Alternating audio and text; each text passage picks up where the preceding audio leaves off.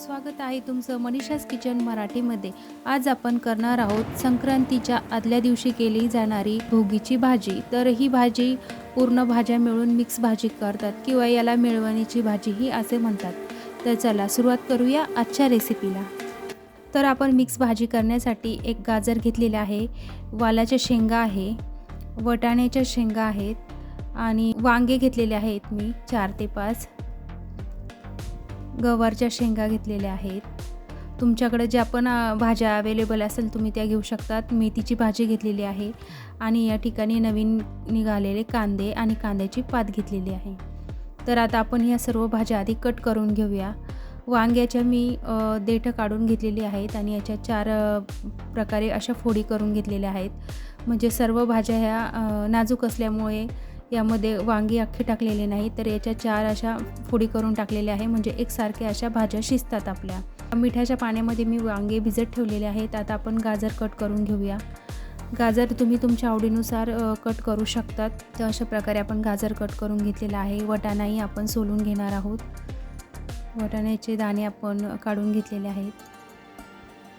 हे गवार आहे। गवार तर कशी निवडायची, आधी थोडीशी टोकाला आपण काढून घ्यायची आहे, त्याच्या शिरा असतात त्याच्यामुळे आपण शिरा काढून निसून घेतलेली आहे। वाल आणि गवारही तशीच सोलून घेणार आहोत आपण। तर या ठिकाणी आपण दोन्ही शेंगा निवडून घेतलेल्या आहेत। आता या सर्व भाज्या आपण एकाच भांड्यामध्ये काढून घेणार आहोत आणि पाणी टाकून याला साईडला ठेवून देणार आहोत।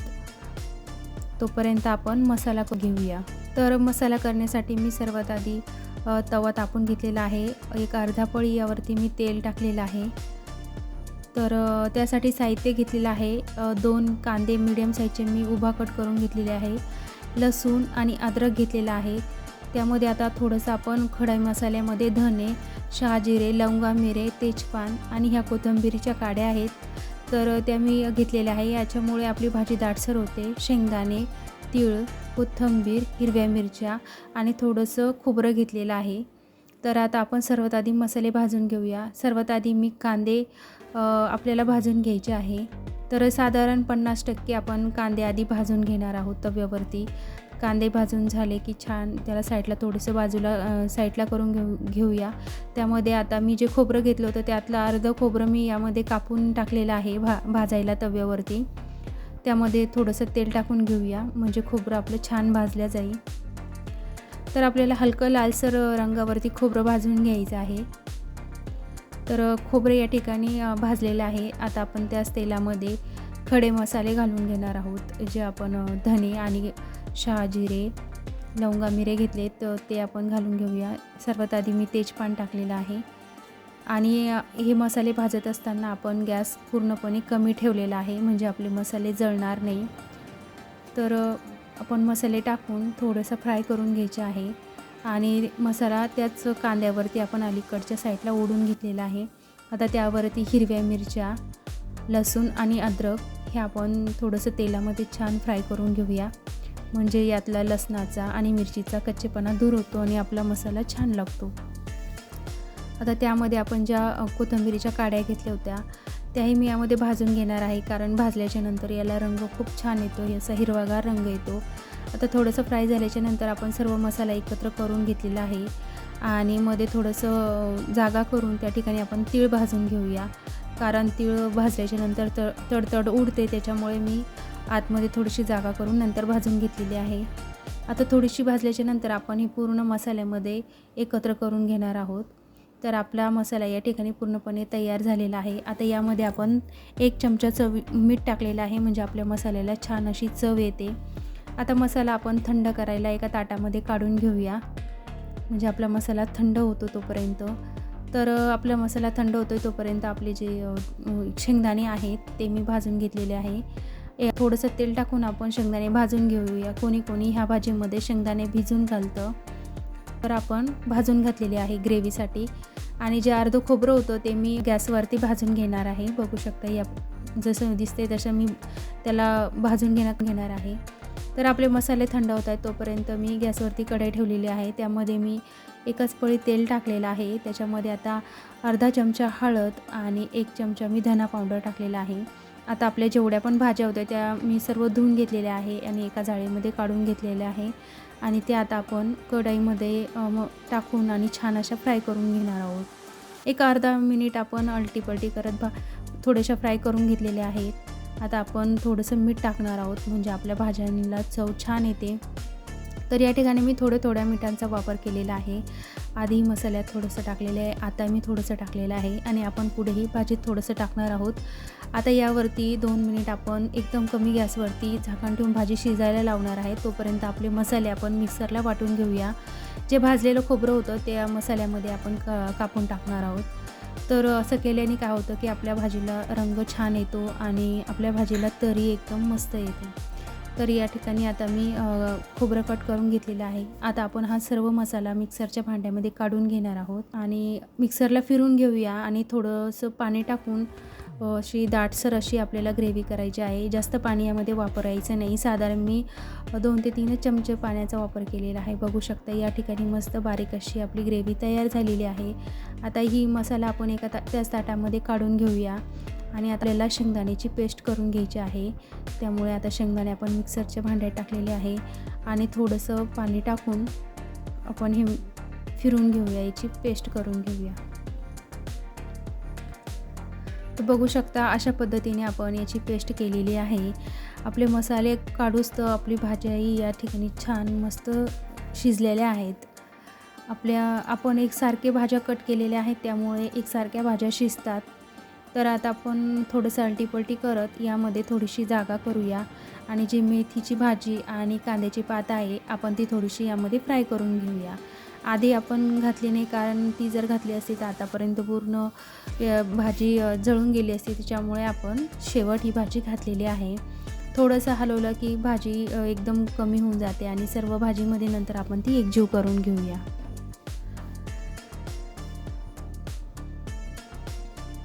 तर ह्या ठिकाणी आपण सर्व भाज्यामध्ये ही मेथीची आणि भाजी आणि कांद्याची पात एकत्र करून घेतलेली आहे. त्यामध्ये आता थोडीशी आपण भोगीची भाजी आहे, त्यामुळे अर्धा चमचा मी पांढरे तीळ घातलेले आहे. त्यामुळे आपल्या भाजीला दिसतानाही छान दिसते आणि खायलाही खूप छान लागते. तर आता आपण ह्या भाज्या काढून घेऊया आणि त्याच कढईमध्ये आपण मसाला भाजणार आहोत.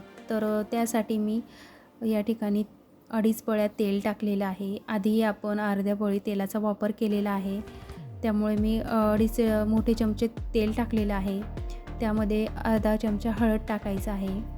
तर आधीही हळदीचा वापर केलेला आहे, पण आता आपण हळद टाकलेली आहे, कारण हळद टाकल्याच्या नंतर आपल्या मसाल्याला रंग छान येतो आणि मसाला आपण आता छान मंद गॅसवरती भाजून घेणार आहोत. तेल सुटेपर्यंत आपण मसाला भाजून घेणार आहोत. आता त्यामध्ये हा मी घरी बनवलेला मसाला आहे. तुम्हाला वाटत असेल तर तुम्ही लाल मिरची टाकू शकता, दुसरे कोणते सुगंधित मसाले असेल तेही वापरू शकतात. तर हा मी घरी केलेला मसाला आहे, तो 2 चमचे टाकलेला आहे, कारण आपण हिरव्या मिरचीचा वापर केलेला आहे, त्यामुळे थोडंसं यामध्ये मसाल्याचा वापर केलेला आहे. आणि आता थोडंसं पाणी घालून मसाला आपण शिजवून घेऊया. तर तेल सुटेपर्यंत आपल्याला मसाला भाजायचा आहे. तर या ठिकाणी आपल्या भाजीला छान असं तेल सुटलेलं आहे. आता आपण भाज्या यामध्ये शिजलेल्या भाज्या टाकून घेऊया आणि सर्व एकत्र मसाल्यामध्ये एकजीव करून घेणार आहोत. तर आपल्या भाज्या आपण टाकून हलवून घेतलेल्या आहे. आता एकीकडे मी गरम पाणी केलेलं आहे, यामध्ये गरम पाणी टाकायचं आहे. त्याच्यामुळे काय होतं, आपल्या भाजीची चव, कुठल्याही भाजीमध्ये आपण पाणी टाकताना गरम पाणी टाकावं, म्हणजे आपल्या भाजीची चव कायम राहते. तर जेवढी आपल्याला भाजी बनवायची आहे तेवढं पाणी आपण यामध्ये टाकून घेणार आहोत. तर बघू शकता किती छान रंग आलेला आहे आपल्या भाजीला. आता वरतून मी कापलेली कोथिंबीर टाकलेली आहे. तर भाजीला छान अशी उकळी येऊ द्यायची आहे. तर त्याआधी मी थोडंसं मीठ घातलेलं आहे, कारण भाजी भरपूर आहे किंवा 4 माणसासाठी भाजी आहे. पुढे आपल्याला बाजरीच्या भाकरी करायच्या आहे, तर त्याप्रमाणे आपल्याला भाजीची म्हणजे पातळ आणि घट्ट कशी पाहिजे तशी ठेवायची आहे. तर भाजीला छान उकळी आलेली आहे. त्यामध्ये आपण शेंगदाण्याची जी पेस्ट केलेली आहे ती घालून घेऊया आणि थोडंसं पाणी घालून मिक्सरच्या भांड्यामध्ये मी आणखीन थोडंसं पाणी घातलेलं आहे.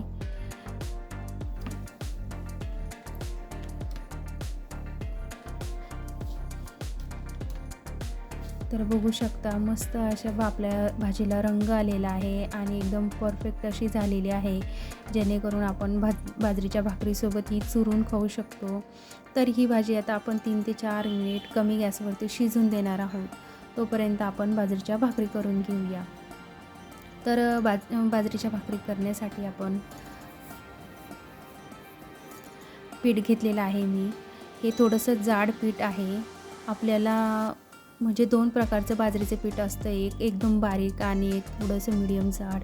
तर यामध्ये थोडंसं मी मीठ टाकलेलं आहे चवीनुसार. आता आपण पीठ छान असं भिजवून घेऊया. तर जाड पीठ असल्यावर काय होतं की तव्यावरती भाकर फुगत नाही आणि बारीक पीठ असेल तर तव्यावरती भाकर टम्म फुगते. तर पण मग ही भाकरी आपल्याला गॅसवरती तवा काढून भाजावी लागते. त्यामुळे जाड पिठाचा असा फायदा होतो की जाड पिठाची भाकर एकदम खमंग लागते आणि खुसखुशीत होते आणि बारीक पिठाची भाकर ही एकदम नरम मऊसूत होते. तर मी या ठिकाणी जाड पीठ घेतलेलं आहे आणि छान मळून घेतलेलं आहे, उंडा करून घेतलेला आहे. जेवढी आपल्याला भाकर बनवायची तेवढा उंडा घेतलेला आहे आणि छान अशी एका हाताने मस्त पीठ लावत तळ हाताच्या साहाय्याने मस्त अशी भाकर एकसारखी मी थापून घेतलेली आहे, बघू शकता. आता यावरती आपण तीळ लावलेले आहे, पांढरे तीळ लावून आणि याला हाताच्या साहाय्याने दाबून घ्यायचे आहेत, म्हणजे ते भाकरी टाकल्याच्या नंतर सुटत नाही. तर भाकरी दोन्ही हाताच्या साहाय्याने उचलून नंतरच तव्यावरती टाकायची आहे, एका हाताने भाकर टाकल्या जात नाही.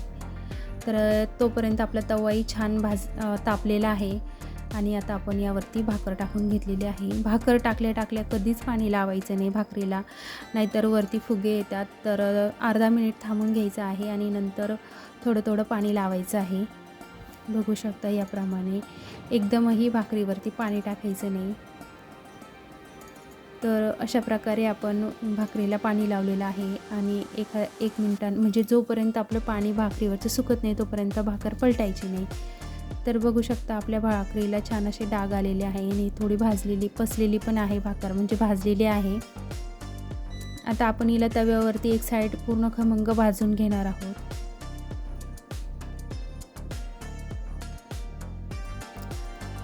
एक साईड आपली दुसरी साईड भाजलेली आहे. आता आपण कमी गॅसवरती भाकर खमंग अशी भाजून घेणार आहोत, म्हणजे आपली भाकर एकदम खुसखुशीत बनते. खरं तर ही भाकरी चुलीवर खूप छान भाजते, बघू शकता.